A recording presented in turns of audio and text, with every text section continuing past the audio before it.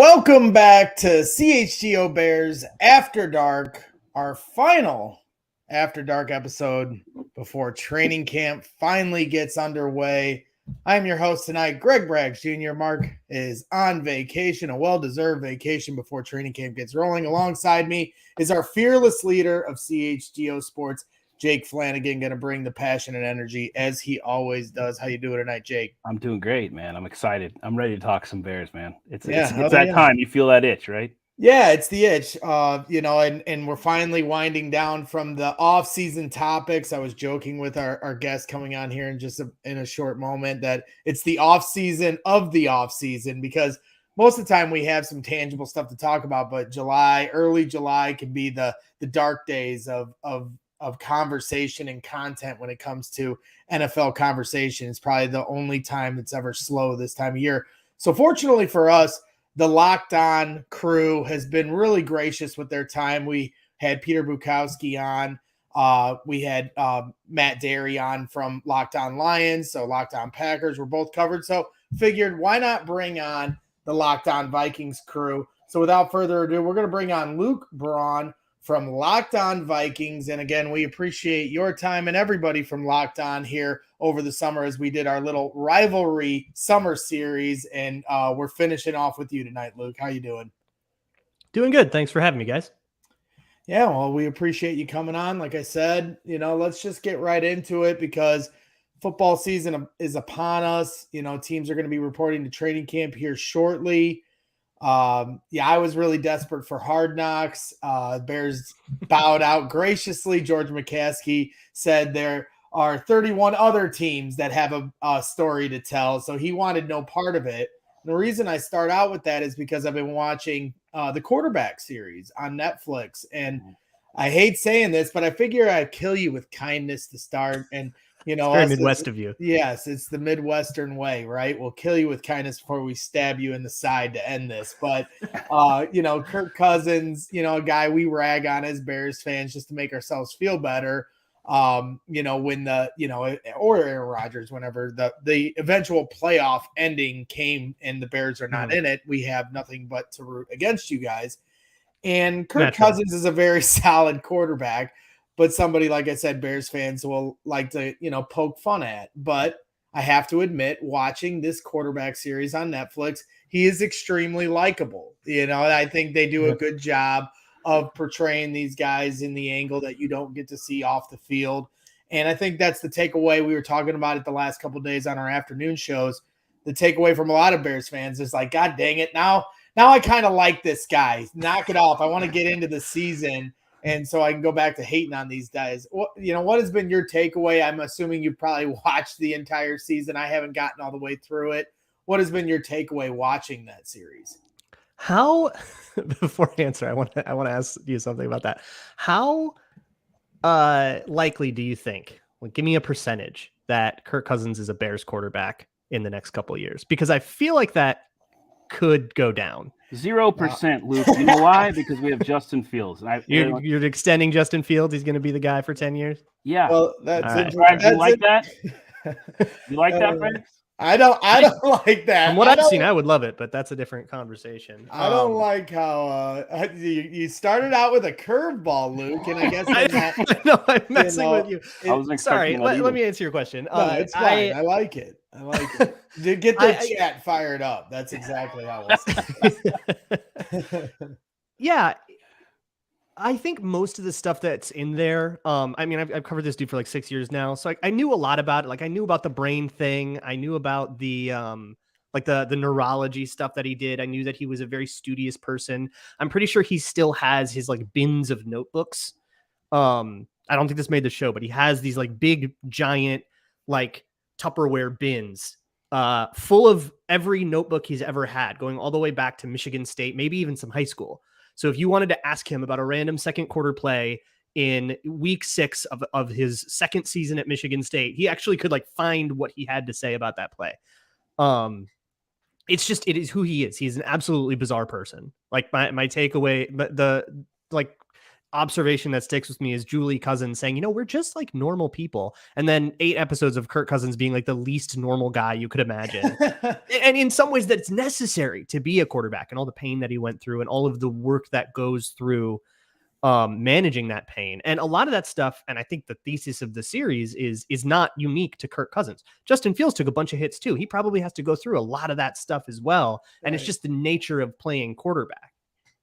Yeah, I mean, one of the more endearing moments was when he was reading a kid's book to his Right. kids about, taking tough hits and why the NFL has limited those hits on quarterbacks to protect dad. And that definitely struck home with me with having a 5-year-old daughter at home. I mean, these kids are at home watching this on TV. And while in the picture perfect world, you just think of the kids cheering for them, but then they see their dad get smashed and potentially hurt. And I'm sure that's very scary for the kids to watch. So when I saw that moment, that's like those little things that kind of just ripped away from my meatball rivalry, mindset, Right. and like put that down for a minute and actually looked at this guy, obviously like the human being that he is, and they all are. So I think they do a great job. I'm very hopeful that Justin Fields is in the next season. That would be a lot of fun to watch,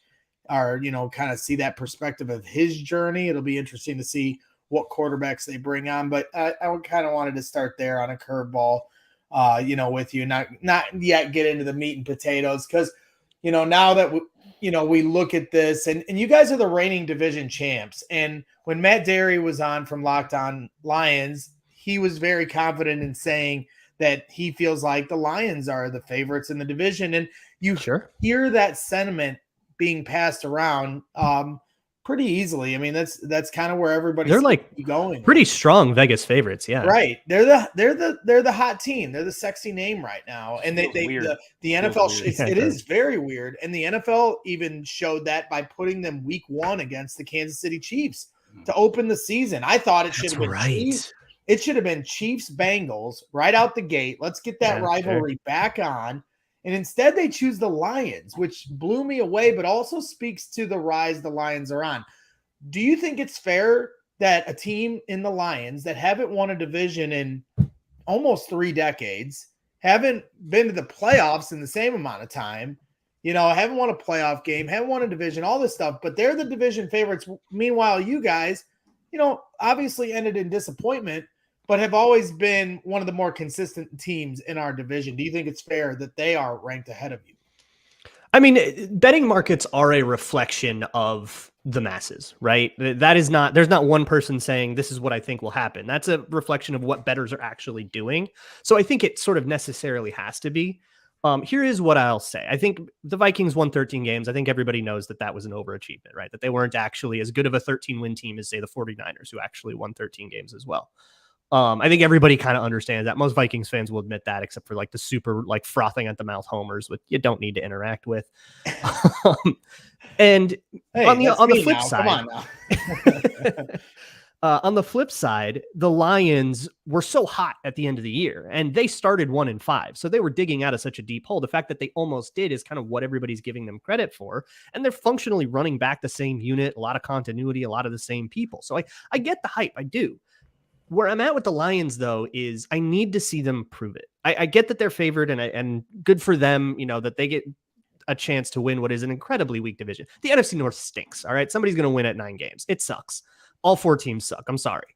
And maybe the Lions suck the least out of all of them, but this particular build of the Lions has essentially been in rebuilding mode in perpetuity since they got bounced out of the playoffs in 2016.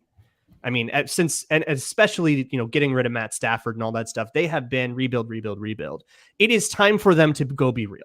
So my thing on the Lions, and I've even spoken with Matt Derry about this on his show, is, okay, show me. You know, if you want to be that team, be that team. But we are done doing this thing with the Lions where they win 7 games and we pat them on the head and say, okay, good job. Now they get to be where the Vikings have always been, where the Vikings can win their division, go get into the playoffs. But if they lose in the first round, it's 9-11.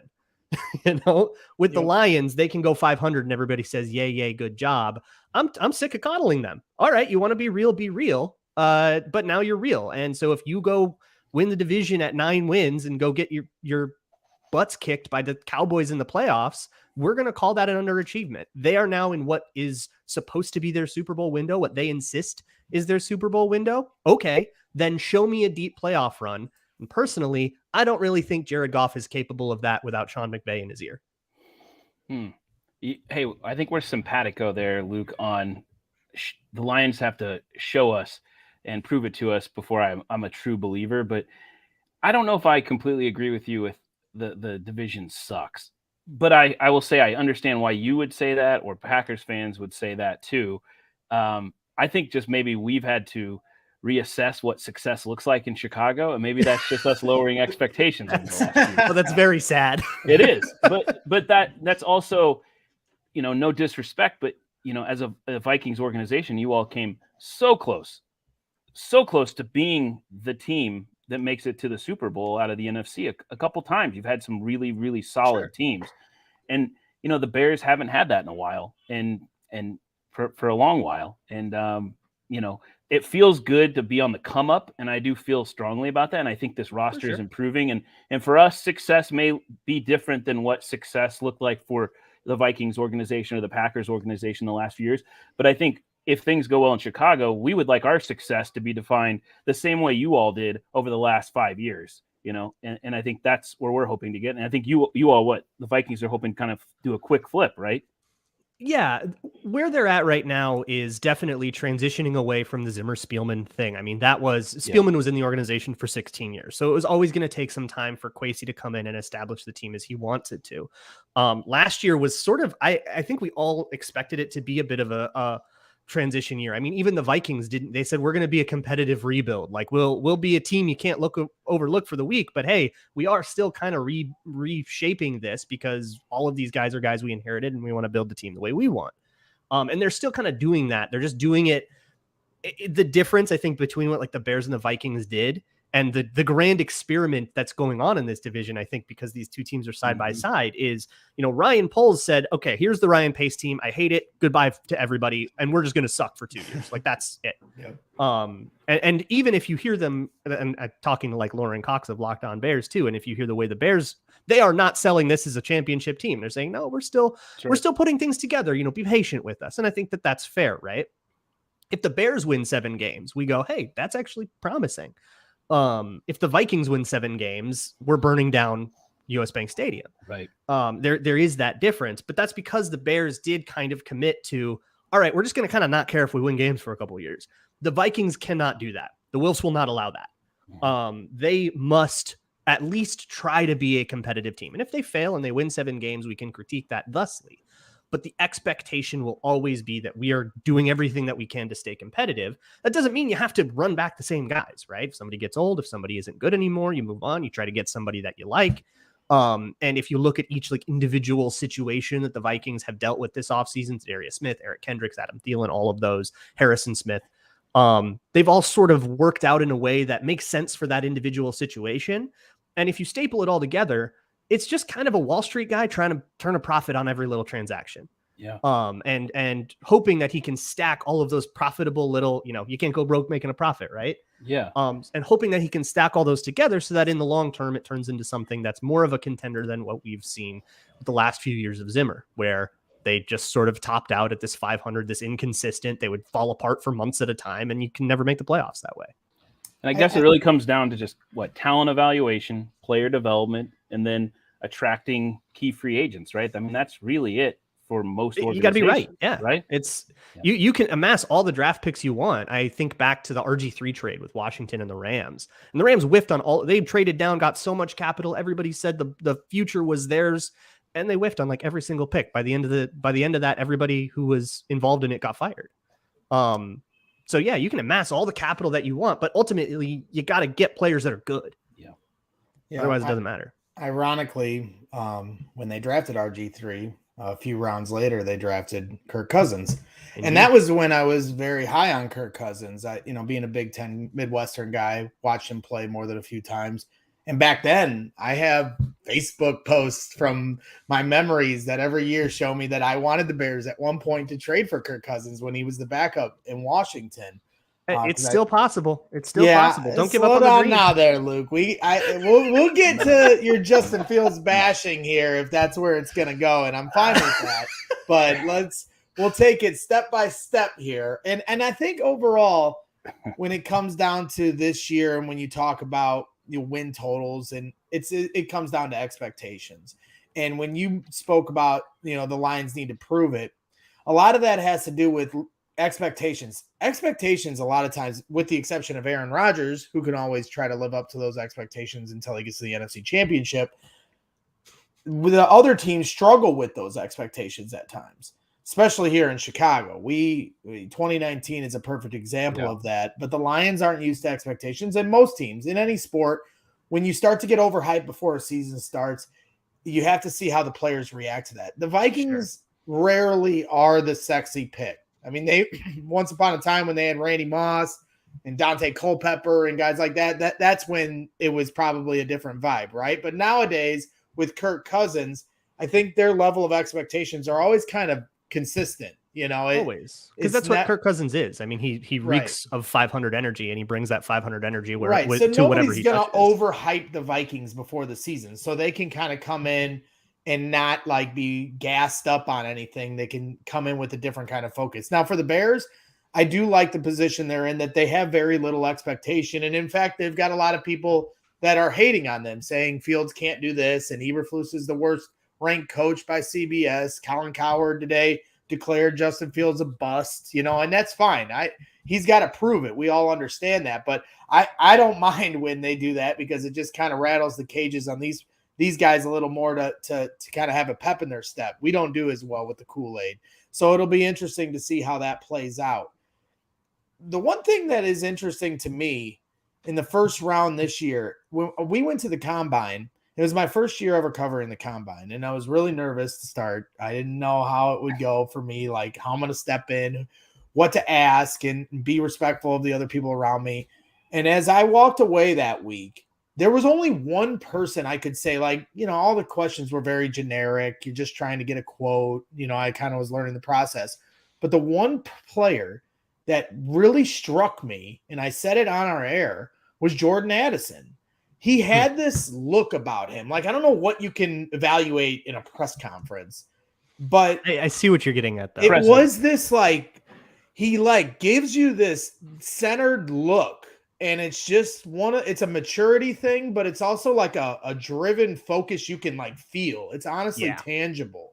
And I was really impressed by him, just from the questions he answered from me and from everyone else. And I was like, this dude is going to be a player. And the Vikings went up and took him in the first round, paired him up with Justin Jefferson. I don't know how long Kirk Cousins is going to be there and what your quarterback situation is going to be going forward. But for this year, you guys have a couple dynamic wide receivers that I think, I don't think people realize how fast Jordan Addison is likely to acclimate to this league. Yeah, and he had a little hamstring thing in OTAs, so you didn't get to see a lot of him. It's fine. He's not expected to miss any time or anything like that, but it meant the mystery stays. You're not the first person to say that about Addison. I spoke to a bunch of people at Locked On that had covered him over his college career when the Vikings drafted him, and they all kind of said something that's there's this intensity that, I mean, his Twitter handle is ESPN Jordan, and there is this he is so certain that he will be the king of Sports Center. He just know, and it's not even to a cockiness or a confidence. It's just there is no other outcome in his brain ever at all. It's not an option to not be a star. And I think that has been the flavor of what drives him. I think it's really cool. It's interesting. Depends on who you ask with Addison, because he's smaller and he didn't run the best for an elite 40 or anything like that. So some people will just hinge on that and say, I don't know if this kid's the real deal. But I was a huge fan of Addison going into the draft, so I was really stoked to get him. But the Vikings also lose Adam Thielen. And so it really is. You'll get a lot of different opinions around the Vikings world of, some people thought Thielen was old and washed and replacing him with someone new is great. Some people thought, we were just going 1-for-1, or some people said, man, we went for this perennial all pro guy to a rookie we don't know anything about. This sucks. We're going to be so much worse. And then there are other people who are like, it doesn't matter. Kirk Cousins won't win the Super Bowl. And they're just like nihilists that live in misery all the time. So it's been really there, done that. who you ask. yeah, exactly.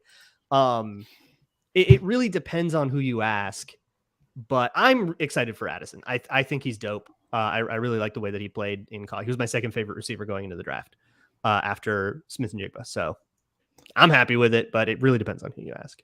Luke, you mentioned Thielen. Tell me, I know there's a number out there. Is it 9 of the 22 starters last year? 7 of the 22 starters last year are no longer there in Minnesota? Is that I'd right? have to look something like at that. The starters last year. I don't have it offhand. I know the entire O-line is back. Kirk's back. Jefferson's back. Yeah. Offensively, Thielen and Cook are the only 2 significant members that are going to be different. Maybe the other side of the ball then. That's probably. But it's the other side of the ball, Yeah. which was an abject disaster. Right. So they're totally rebuilding it. They cleared out the staff. They're running a totally different scheme. It could not be more different schematically. They went from soft zone, conservative, let's back up and then, break on things and tackle, to screw it, let's play man coverage and send 7 every play. Like, they're going to live in that crazy thing, which, like, I have been on Locked On talking about how I think maybe one of the most interesting matchups of the season is going to be the 2 Bears games. Because how does Justin Fields handle going into a game knowing you're going to get blitzed 60% of the time? And how that has played out in the last couple of years. And that's going to be a really big test, I think, for Chicago moving forward, when they have to start asking themselves, okay, are we going to extend this guy to market rate? Or are we going to 5th-year option? Or what are we like? There's decisions on Justin Fields coming up. Yeah. And I think that the games against the Vikings, who do not have an exciting defensive roster, don't let Vikings fans tell you that the defense is actually secretly star-studded.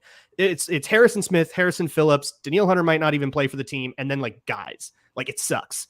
But who cares? 7 of them are coming at you.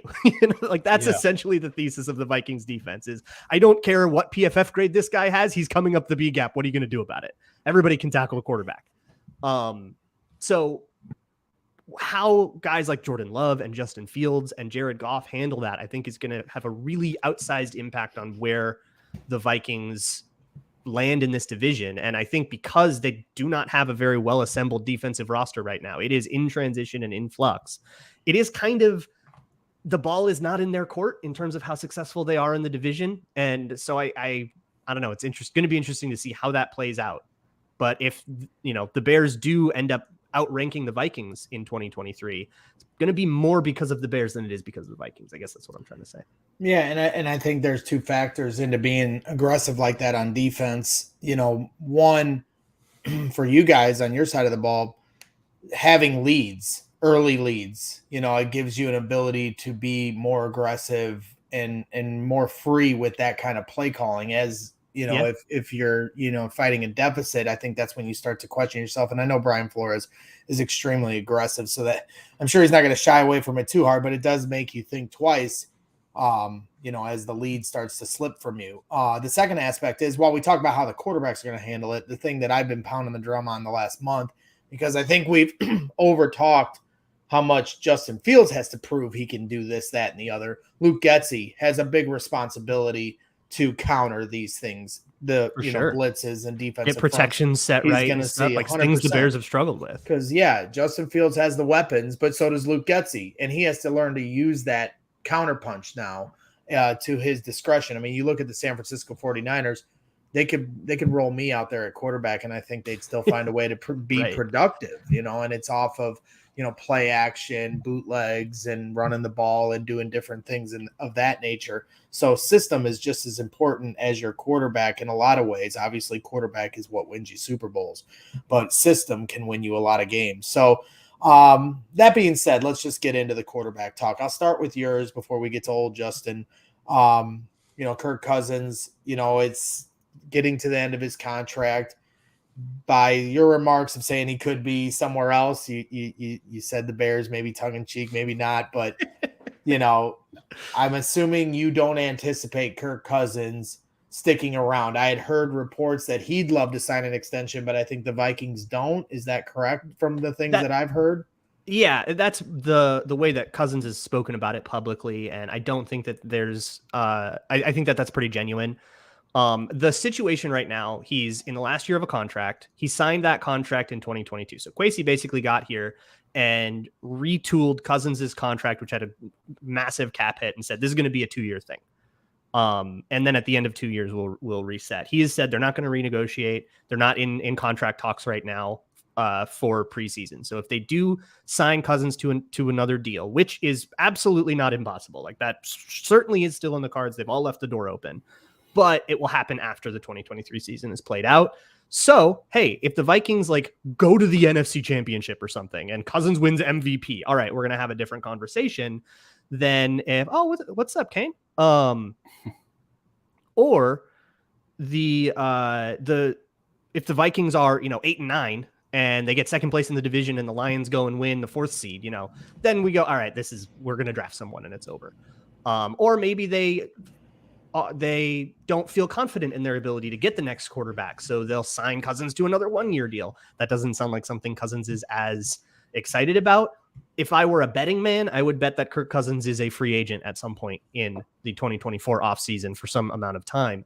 Were you surprised that the Vikings didn't look at any kind of quarterback in the draft? I mean, the Lions found a way to get, Hendon Hooker. Okay, they tried. They tried really hard to get up with Arizona, to go all the way up from 23-3 and take Anthony Richardson. That is a really difficult thing to do. Arizona didn't want to go down that far. They ultimately went down like 6 spots from where they actually picked. They traded down and back up. So that was a really, really hard thing to do, but they tried for days to get Arizona to do it. They really wanted Anthony Richardson and they wanted that guy. I think once it came time to their actual pick, once Richardson and Stroud and Young were all off the board, they didn't like Levis. They didn't like Hooker as 1st-round picks. So they're not just going to take the guy just because he's there. That's right. How you end up with Christian Ponders and Mitch Trubisky's. Well, yeah. Trubisky was a different thing. That's how you end up with Christian Ponders. Yes. So they weren't going to force the issue, but they definitely wanted a QB really bad. Yeah, I was relieved when we made it through the draft and Anthony Richardson wasn't on the Lions or the Vikings. The NFC at all, yeah. I mean, early in the draft process, it was hard to say where Anthony Richardson was going to go, and then he shot all the way up to top 5, so I was fine with that. Keep him out of the North. I don't know if he's going to be a great quarterback, but I don't want to find out within my own division. Right. Now we can just watch from afar. Yeah. So I guess leading into that, then here's my question to you, and I think I already know your answer, but I'm going to ask it anyway. Would you rather have Kirk Cousins for 1 more season or Justin Fields for the next 5 on your team? So I'll ask a clarifying question that probably reveals my answer. Do I have to keep Justin for 5 years? Yes, you do.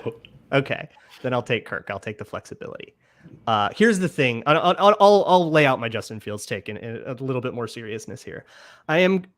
Justin Fields is very clearly, the book is not written on him. I'll never say the book is written on anybody any sooner than 3 years into their NFL careers. It takes time, right? Guys can come out of nowhere. It happens. But with what I have watched of Justin Fields and studied of Justin Fields in either prepping for Vikings games or analyzing them or just out of curiosity, he needs to speed things up a lot. He needs to go through stuff faster. And that's not guys are running routes too slowly. That's not anything to do with the protection. If anything, that's him making it harder on his O-line. He just has to speed stuff up. And he needs to get consistency. The highlights, nobody can argue with. It's all very fun, but highlights do not an offense make. You need the bread and butter. And that is what the Bears have missed all season on offense was a good bread and butter. And I think if Fields can get that, if he can get some good, you're good, like to use a golf analogy, like your 7-iron, it's not your driver. It's not your putter. It's not the thing that anybody is going to spend the most time on, but you need a good 7-iron to have a good golf game. He needs his 7-iron. And your just sort of routine thing that's never the most interesting play of the game. That's where it needs to happen. And for Fields and where the Bears are right now, we're going into year 3. I think there is a sense of urgency in the same way there is with the Lions. It's like, we can only say that you're full of potential for so long until we start saying, okay, where is the potential? And when you're coming to the end of that rookie contract, now you're going to have to decide whether to pay him. What are you going to pay a guy that's all potential if he hasn't shown anything? So I think he does kind of have to show that he can operate an explosive offense that can do everything. And a lot of that is some of the more subtle nuances of calling protections correctly and understanding where those are at, and O-line blocking angles and preserving them when you're with how you place yourself in pocket movement when you do have to move for pressure. The Bears' offensive struggles are by no means all his fault. No, that is very clear. All kinds of bad stuff with receivers, bad stuff with O-line and stuff. But he does take his fair share of things. Can that develop first? He's young. Of course he can learn that stuff, but I need to see that break through a little bit before I truly believe that he is a quarterback that's worth being your guy for 10 years. And if I'm Chicago, and if I'm Ryan Poles, I have serious trepidation about it, especially if Poles didn't draft him, right? This is a guy that Ryan Poles inherited. So if I get rid of him, it's kind of doesn't really reflect on me. That was a Ryan Pace pick. So if he doesn't take that step forward in consistency, and I'm Ryan Poles, I'm absolutely going, okay, who's getting drafted in 2025? Who's slated to be a free agent? Did Kirk Cousins just sign a 1-year deal somewhere? Because that might be an interesting bridge, to get that old veteran to train in a rookie that I'm going to draft in 2025. And maybe that's what we start talking about. I don't think you need to be super, super married to him just because the guy before you took him in the first round. I think that's a fair criticism. I was expecting a pitchfork, potentially. I've got and with my other hand, I have the pitchfork. Do you? I'm gonna. That's fine. You can fork Braggs, that. Or no, he lives on the other side of the country. Braggs, I have to at least ask Luto this. Like, I agree with pretty much everything you said, especially the first part of that.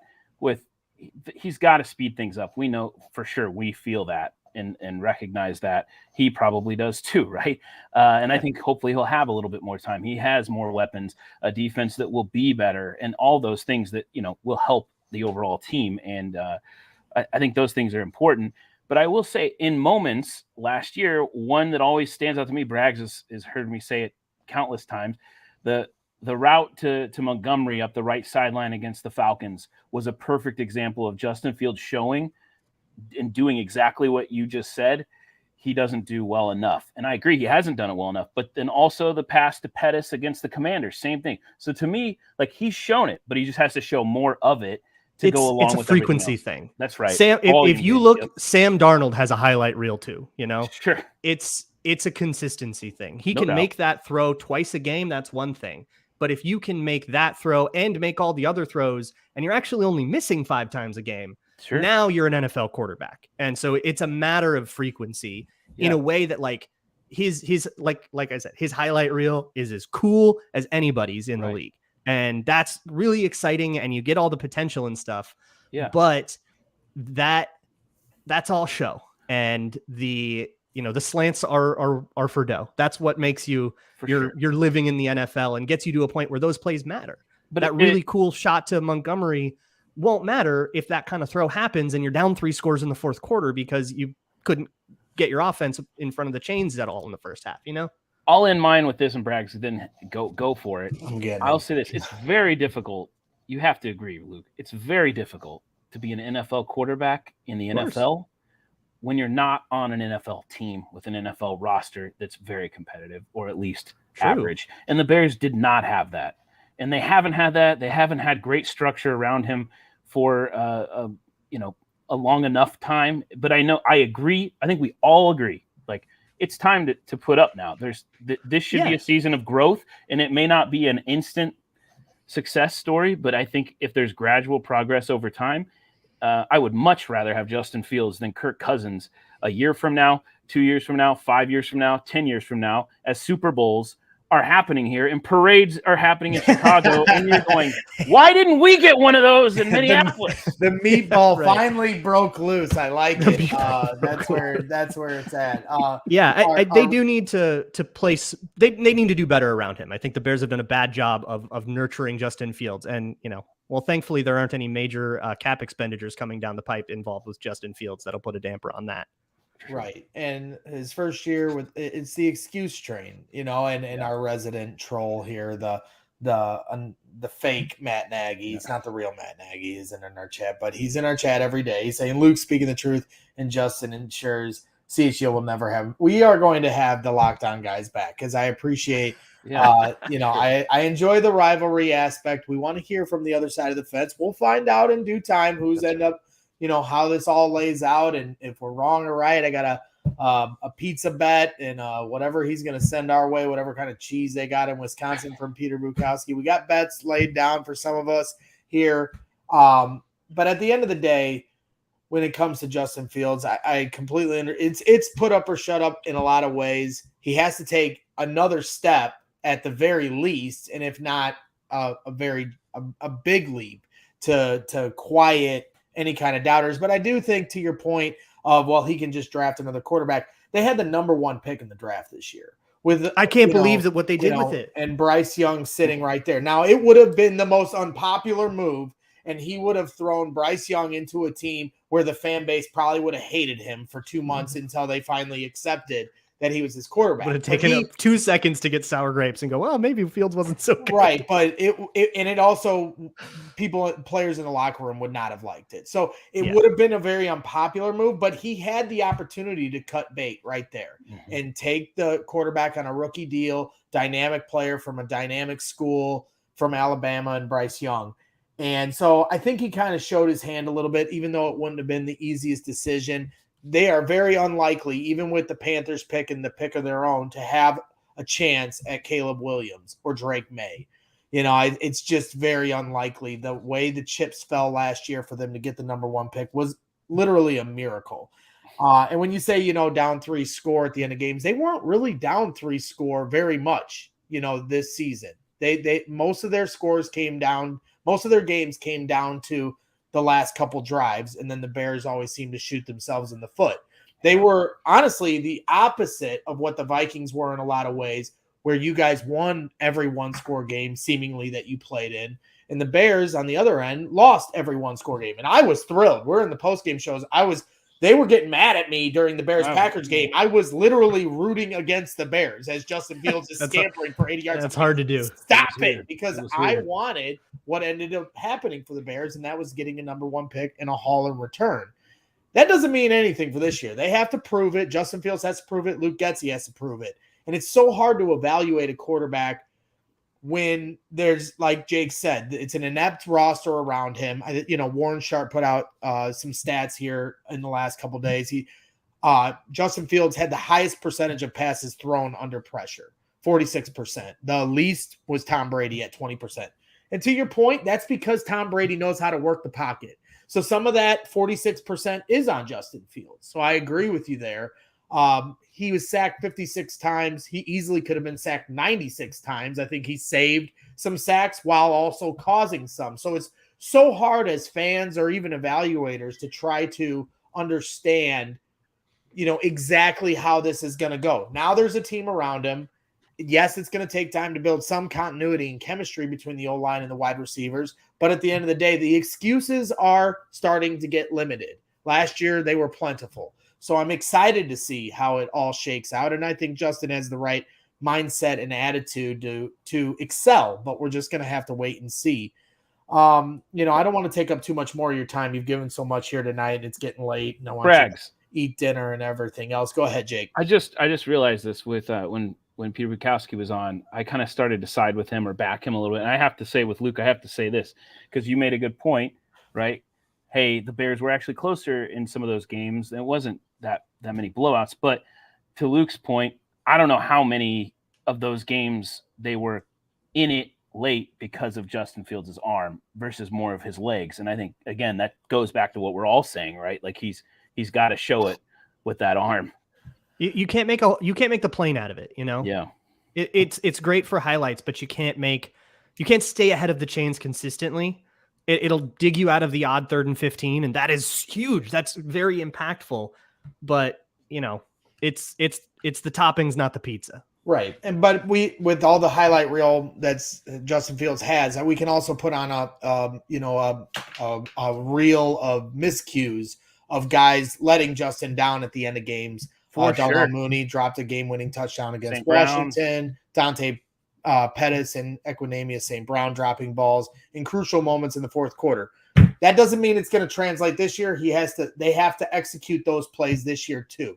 So that's what I mean. It's a very hard thing to evaluate. It's going to be very interesting at the end of the day. I do think the Bears have an opportunity to make a Lions step this year. The Lions certainly excelled at the end of last year and got to 9 wins after their rocky start. I'm hoping that isn't the recipe the Bears try to lay out this year, but we'll just have to wait and see. But for your Vikings, before we let you go, what's your prediction? I know we're still early stages. We haven't even gotten to training camp, but if you could give us one, like, how do you see this season shaking out with Kirk Cousins and the Minnesota Vikings? And maybe at the end of the year, we can bring it back. It's going to be volatile. I think never a dull moment, right? With the way that they anticipate playing on defense, it's going to be a team that can sort of win any game, but also lose any game. No matter who the worst team, like they could be playing the worst team in the league and they could lose it by 2 scores and they could then turn around and like upset the Chiefs or something. Anything can happen. And I think when you have a team like that, that's going to be high highs, low lows, and inconsistent with it, which is what the Vikings have been every year with Kirk Cousins. You're going to hover somewhere. It's all going to come out, average out, hover somewhere in the middle. Their Vegas over-under is 8.5. I think that's fair. So give me 8 or 9 wins. And if that wins the division, it might. Depending on how everything else goes, I think 2 of the teams in the division don't even anticipate being taken seriously. And then you got the Lions. If the Lions can win more than 9 games and get the division, I think it is theirs for the taking. But that is the if for me in the North. I think you can kind of bank on the Vikings somehow scraping their way to a random 8 or 9 wins and being one of those teams that, hey, if they get on the hot streak at the right time, maybe you make something out of this season. But it's going to have to be like a streak of winning some coin flips, but gosh darn it, they'll be good TV. Yep. And the thorn in our side of this whole division, Aaron Rodgers is no longer a part of it. Is that a weird feeling for you? I mean, he's kind of given us all a little bit of, he hasn't been a part of it for about 1.5 years. Yeah, that's true. And then he goes to the Jets, just like Favre did. And Favre ended up, did he go to the Vikings, then the Jets, or the Jets, then the Vikings? Jets, then the Vikings. He went Jets 1 year, got hurt, and then so is Rodgers the Jets, because the Packers wouldn't let him out of the contract to go be a Viking. That's right. So is Rodgers going to end up on the Vikings here? Depends on how spiteful he is, but I feel like the timeline works out a little bit better for that to be you guys this time. If time. he follows Brett Favre to a T, this man is insufferable. That's the only word for it. I don't think, honestly, it felt a little bit like after he lost to the Lions last year, it felt like he was so ready to be done. And then, a month goes by and the pain kind of wears off and he decides to come back. I was calling my shot. I had him retiring, and I don't know. Me too. And I still think that I don't think he's enjoyed football in a while. I don't know if 1 year with the Jets. Off to jeopardy, and I was going to support him in that endeavor, but we'll have to wait. I guess he really won't be truly Favre until he, is in some Wrangler commercials, some Copper Fit commercials, and then he has to defraud his home state, from the state of Mississippi to help build a volleyball gym. You just never know when it comes to this division, and then we'll let you go, Luke. I think the Packers are just such a wild card because we just don't know what Jordan Love is. A lot of Bears fans are ready to call him a bust, and I'm happy to do that too. But until we actually see it and know it for sure, it's hard to say. But with the other 3 teams, I mean, we have expectations raised to a certain extent here in Chicago as fans, but I think nationally they're lower for the Bears, and that's fine. We'll have to wait and see. But I think overall for this division, there's a lot of winnable games. It's not the hardest schedule right now. I know that can change when the season ends. The strength of schedule can look totally different than how it looks on paper, and we're all essentially playing the same team. So, when you talk about 8-9 wins, the Lions are going to be around there. You guys might be around there, and I think for the Bears, that would be their high end if everything worked out and things went the way Bears fans hope they will. But it'll certainly be an interesting season, to say the least, and really looking forward to it. Again, Luke, I want to thank you and then everybody from Locked On for supporting and showing up here on our shows. You guys are always welcome, even though Matt Nagy in our chat doesn't believe that. We'll let you return for your Fields bashing, but we're okay with the differentiating opinion, and we appreciate you coming in for the final episode of this rivalry series we've been doing. Yeah, thank you. Appreciate it, guys. Good times. Hey, are you a gopher or no? No. No, never mind then. Sorry. We'll just I just saw Locked On Golden Gophers that. was hanging out, so I had to say hi. But no, I don't really have a college football team. I went to a college that does not have a football team, so I never really got a loyalty.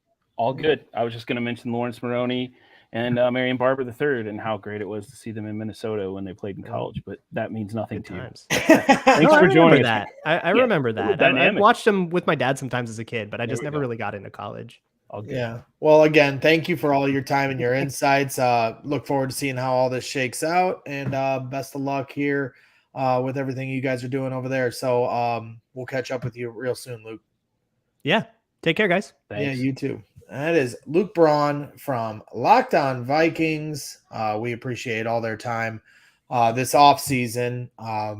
It's been a successful Bears After Dark here. I kind of held Jake's feet to the fire. I wanted to continue this through the summer and had some different ideas, and we were able to bring on some different guests, some fun ones in this rivalry series. I enjoyed just trying to get a perspective from the other side of the tracks. And, I think across the board, Peter Bukowski, Matt Derry, and Luke Braun, they have their doubts, and I understand that. That's the national perspective of Justin Fields, and I'm sure Justin is very frustrated by that because I bet you he doesn't think that the Bears have necessarily done right by him in forming this perspective, which, at the end of the day is fair because the numbers are the numbers. The tape is what it is. And we as fans can all, make the excuse train. And we've done this with so many quarterbacks. I've done it a million times. With Mitch Trubisky, I would constantly point out, my moniker back then was I got tired of everyone blaming Mitch, so I'd always say it's not all on Mitch. Yeah. And I would blame Matt Nagy, who's in our chat, for not having a balanced offensive attack, not understanding. Real Matt Nagy. He'd run, on third down, he'd run to the short side of the field and do things that just left you scratching your head. There was not much offensive chemistry and rhythm to the way he called plays. You can talk about when our teams have led the league in drops or, there's always an excuse you can find. And the best quarterbacks will eventually rise above those things. Justin Herbert, is on a bad team, but still puts up good numbers. Sure. Joe Burrow in his rookie year had a bad offensive line, was getting destroyed at one point. It, put his health on the line and he got a pretty serious injury, but he still put up big numbers. With Justin Fields, yeah, of course, we all understand how bad the roster was, and I'm willing to give him a pass, but at some point, it's money on the table time. The Bears do have the right to franchise tag him after this year if they haven't gotten a full answer. But like I told Luke, I just think if they were if they were where some of these lockdown guys are with Justin, they would have just cut bait and taken Bryce Young.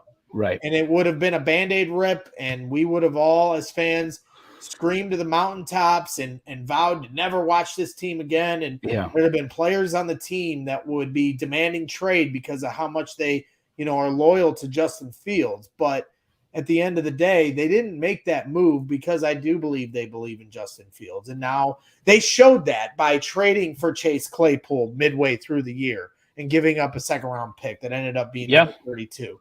They showed that by when they made their trade back with the Panthers, asking for DJ Moore. They showed that with their number 10 pick in the draft, drafting Darnell Wright. Yeah. They are giving everything Reverend they possibly can for Justin Fields because they believe in him. And it is on Justin Fields' shoulders to now prove them right, but it is also, and I'll keep banging this drum all the way until the season, Luke Getsy is just as much responsible for getting this plane off the ground as it is Justin Fields. And it's easy to just point at the quarterback, but Luke Getsy has to get this train rolling too. For sure. And not to get too spiritual, to continue the path that you were on there, Reverend Braggs, for tonight. But you're right. Like, it comes down to faith in Fields, and it comes down to what all of us who watched Ted Lasso learned. It reminds you to believe. And I think that belief in, a young athlete who has shown skills and who appears to be someone that can be that franchise quarterback and to lead this organization to a Super Bowl. I choose to believe in this next version of the Bears instead of worry and doubt and look for what could go wrong, and when the shoe will drop and the cloud is dark. And the real indication of this working out the way that I envision it, I think you envision it too, is this. What's right behind you in your framed wall there is a jersey of a man named Jim McMahon. And I love Jim McMahon growing up. And if we have a Fields jersey behind you 5 years from now, 10 years from now, or behind me on this wall in the same time frame, we'll know that he led this team to the Super Bowl, that they were champions, that this organization got on track, and they made the right decision. And I believe that's going to happen. And I choose to do that. And why not? Why not? Indeed. So, the thing is, it's frustrating to hear guys like Colin Cowherd call him a bust and then cite the win-loss record when that's not exactly all on him. You're not being fair. Colin Cowherd's a bust with that comment. Yeah. If I had known he was saying that during our show today, I'd have completely railroaded him. Especially saying like he lacks self-awareness.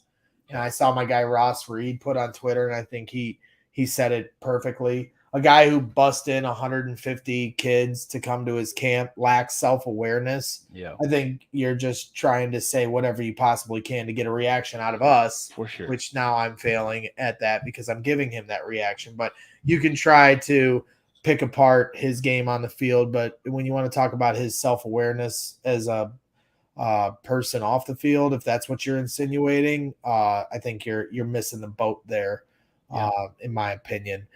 Before we wrap this show up, I do want to give a shout out to everybody that is a diehard, and I really want everyone to, I want to encourage everyone. This is the best time of year to become a diehard.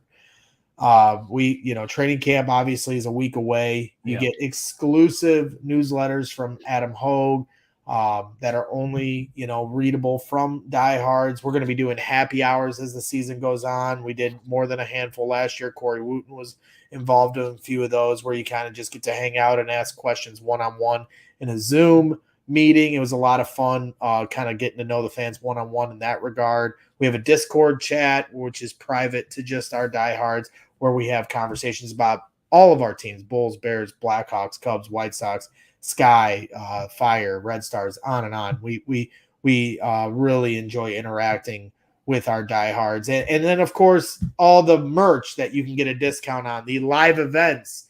We have a crosstown event for Cubs Sox coming up next week, July 26th. If you're a diehard, you get a discount on that event. Come to Cubs Sox. I'll be there. Jake will be there. And there's another one a month from now at Wrigley Field, because that White Sox one now is officially sold out. Wow. Yeah. See, and that they're selling hot. So tickets still available for the Wrigley side of Cubs Sox for our crosstown event. And then, of course, the Cog Hill, August 25th, our first CHGO kickoff golf event. It's going to be a lot of fun at the famous Cog Hill. I'm working on my game right now just to have a respectable showing. I wasn't going to start swinging the sticks, for my first time out there. So August 25th, we're going to be doing that. Again, become a diehard. You get a discount on that. We're all going to be out there, Corey Wooten included. So that's going to be fun. And there's exclusive merch that you can get at that event if you come. A nice little pins and aces polo I'm seeing in the graphic. So it's exciting it's an exciting time for CHGO, Jake, because I know we have a lot of big plans for training camp and as the season progresses. And then, of course, our tailgates that are going to be coming up sooner rather than later. And we had a lot of fun doing those last year. And this year we got big plans for them as well. Absolutely. I mean, the best way to put it is, if you're a Chicago sports fan and you're not a diehard yet, it's time to become a diehard. And why not? Because this era of Chicago sports is going to be amazing. I still believe strongly that 2024 could be the greatest year in Chicago sports history. But I'm going to need a little bit of help. And I think we're going to see that growth this year. And let's build this community together and be there at events with each other and hang out and get this great merch and just really, be all in on these Chicago sports teams all season long, especially the Chicago Bears, because, bear down, man. Yeah, bear down all day long.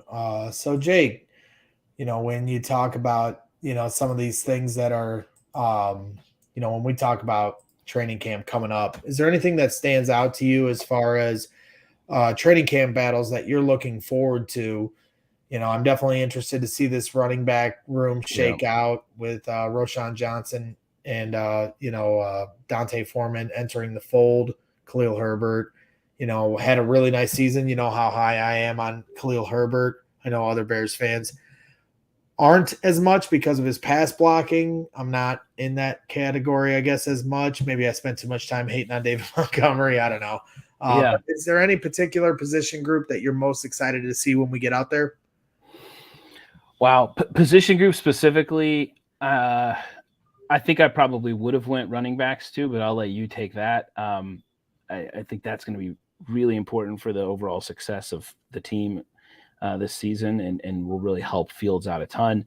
But just really the collective group on defense. Like I guess the secondary for me, I want to see Jalen Johnson be what he believes he is, and what the Bears to this point are still waiting to decide if he's that or not, right? And I want to see if Eddie Jackson is exactly who he says he was today on Twitter, which was amazing to see, because I like that a lot, because that's a player who's shown it before, and now he's had a pretty significant injury, but we know that guy is dynamic, and he can be a leader through action and on the field, off the field, and I think it's really going to be important for this defense if those two can be what they've shown they can be in the past, alongside this linebacker core that's going to be so good. I just really feel strongly about that. And we know up front, there's a lot to be determined. But if we can get the linebacker core in the secondary, firing at all cylinders, I think things will shake out up front in time with some of those young guys and that energy and that burst, that explosion.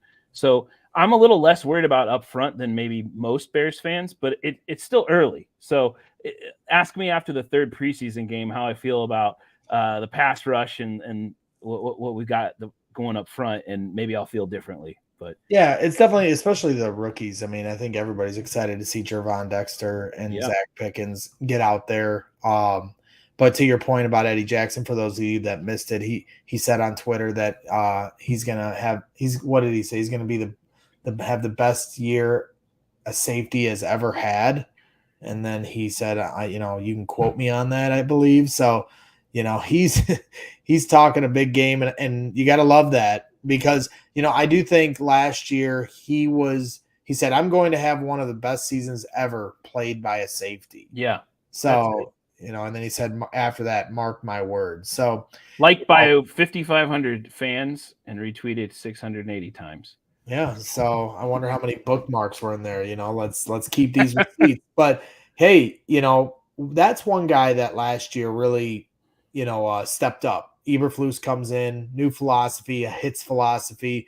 Eddie Jackson's been somebody that fans here in Chicago have always ragged on for not being willing to put his head down and make a tackle. Eddie Jackson was putting his head down and making tackles last year. Sure. He was being a leader. He had really evolved, I think, from just being a dynamic playmaker with a lot of potential in his rookie season, making all these plays, pick sixes galore, to a guy that was willing to put his head down, but more importantly, being a leader to the young guys around him. Yeah. And if he can stay healthy alongside Jaquan Brisker, how many years in the mid 2000s when Mike Brown would get hurt every year, were we just begging for that safety tandem?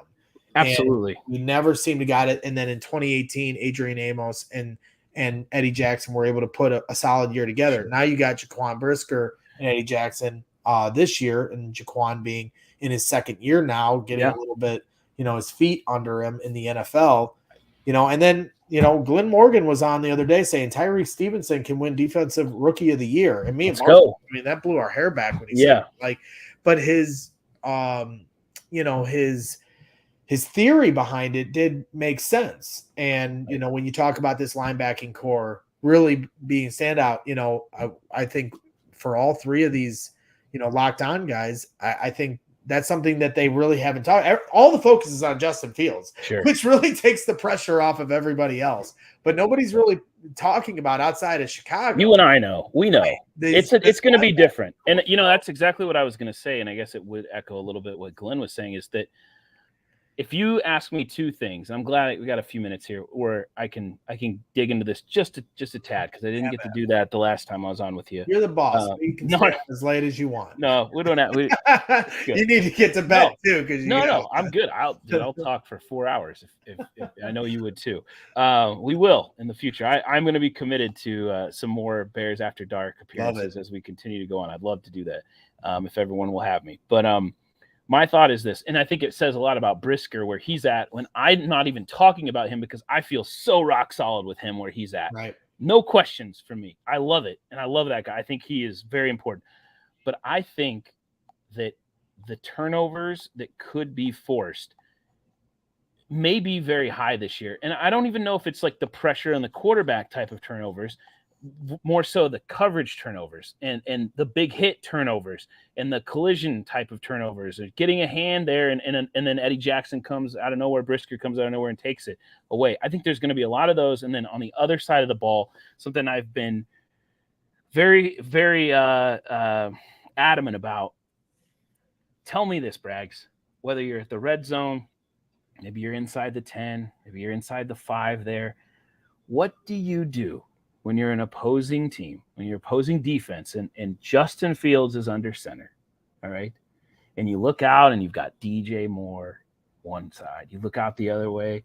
Let's just say you've got Darnell Mooney and Chase Claypool, and wow, he's got some height to him. And you look over there, there's Cole Kmet. Hey, he may be a target in the red zone that may be difficult to deal with. Maybe they do a 2 tight end set or something, and maybe they mix things up. There's Tunyon. What are you going to do? We haven't even talked about the running backs or how that goes. You drop back, you throw to any one of those guys, and maybe you've said it too. You got Valus coming around the end, maybe in a different play, and I love that. And you've got Roshan, you've got Herbert, you've got Foreman, you've got so many options. And if all of those don't work, Braggs, who do we have as our quarterback? Right. Because when Luke said at one point, they're just going to blitz and anybody can tackle a quarterback. Not our quarterback. No. Ask Hassan Reddick, one of the top sack men of the league last year. Justin Fields threw him off like a kid, know, and some of the Eagles players even took notice and went on their podcast that week and were like, what the hell was that? Right. So you're absolutely right. And that's why I keep pounding the drum. Hey, Luke Getsy, man, it's your turn. You got all these tools. You got all these toys to play with, and you better execute them and put these guys in the best position, because that's the thing. You talk about, the dink and dunk, and Justin's got to get better at that. Of course. But how many guys can get separation off the line of scrimmage the way DJ Moore can, right? You see that chemistry with Darnell Mooney. Yeah. Darnell Mooney in Fields' rookie year, I think he had like 1,200 yards. Allen Robinson was a part of that wide receiver core, even though he wanted out of here. It was at least somebody that the defenses had to respect to an extent, even though he's dragging his feet because he was not happy with how the organization was treating him. He at least was a threat for defenses that had to respect him. Darnell Mooney puts up 1,200 yards. And Justin and Darnell had chemistry that season. Last year, even though Darnell got hurt, there were moments where Justin could show you he can put it into him in the red zone. Right. They had very limited options, because he's not trusting his protection. It's a cumulative effect. So, now you've got a guy in DJ Moore who you should be able to trust on that 3rd and 7 is going to get off the line of scrimmage and create his separation to be able to convert that first down, get that touchdown in the red zone, because they're going to stack the box. You ask, what are they going to do? They're going to stack the box and make Justin prove he can beat him with his arm. Now, you're right. Justin can just run through it. He'll probably take a few licks if he does that too much, but that should be the fail-safe. That should be the last resort. But they have a lot of options at their disposal, and it's just about them how fast can they come together. That's why I like the way their schedule lines up early on, short of that Kansas City game, which Others can have some belief. I have my doubts, but that's fine. Yeah. I'm looking forward to seeing how that game goes. It'll be exciting nonetheless. But regardless, we got the Bucks, a team that's figuring things out. The Packers week 1 at our house. I like how this lines up to let the Bears get their feet under them and figure out what they want to do offensively as we get into the season. So it's really exciting. This is the last After Dark episode that we're going to have until 2 weeks from now, and that'll be the day before the Hall of Fame game. As of right now, my guy Jack Silverstein is due to come on for that show. Oh, Jack's awesome. From Windy City Gridiron. If you don't know who Jack Silverstein is, he's a good friend of mine and one of the best historians of Chicago sports and specifically the Chicago Bears. And I want to bring him on the day before the Hall of Fame game. Guess why, Jake? So I can scream at Mark Carmen about why Devin Hester doesn't have his gold jacket the next day or that day. I think is maybe when they do the inductions the day before or whatever. But furious about that. So I'm going to have Jack Silverstein come on and explain to Mark Carmen why he is the greatest of all time. And that should be a lot of fun. And we'll be well into training camp at that point. So we're going to have plenty to talk about and roll over. So it's going to be a lot of fun. This is my last day until next week when we get into training camp episodes. So it's been a fun off season trying to grind through it. And we're finally at the end. And I'm very excited to get to tangible football conversations and daily updates about our beloved Chicago Bears. That's right, man. The future starts now, and it's bright. Yes, sir. So that, I think, wraps things up for tonight. Please hit that like button, subscribe if you haven't already, but make sure you get those likes up for us here on the After Dark series. We appreciate you guys tuning in all summer long. We'll continue After Dark as the season rolls along, and we'll keep you updated on any kind of scheduling changes in that regard, if we change to a different day or not. But I'm excited for everything this season. And but this on to next week. Tomorrow, 10-year anniversary, so I'm going to be out. It'll be Nick Moriano. Man. Thank you, sir. Yeah. Excited for it. Credit to my wife for putting up with me, and credit to all of you for putting up with me. You're all stuck with me. So Nick Moriano and Adam Hogue tomorrow afternoon at noon. And, then, of course, Will DeWitt and Nick will wrap things up on Friday. So still more to come here for CHGO Bears. You got anything else? And I would just say, remember, DraftKings code CHGO. They're great odds on Justin Fields as MVP. Go get him. There you go. Yeah. Shout out to DraftKings. We appreciate you guys. And, have a good night. Thank you for everybody for tuning in. Once again, hit that like button, and we'll see you here tomorrow afternoon. And always, bear down. Bear down.